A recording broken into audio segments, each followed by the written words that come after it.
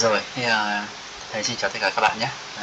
Thầy rất vui khi được gặp lại tất cả các bạn trong lớp học Tinkercad 3D tại trung tâm TP STEM ngày hôm nay.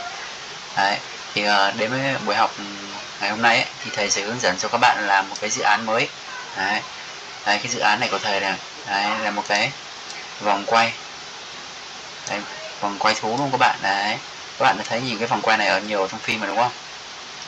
Đấy, ở vòng quay này của thầy thì các bạn thầy sẽ có này là 8 con vật này, đấy, 8 con vật khác nhau này, đấy, được chưa? Đấy.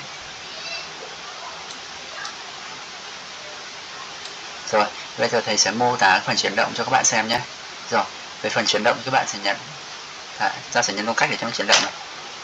Đây, đấy, đây, có phải không? Chiếc đuôi quay của thầy nó đang quay này, đấy.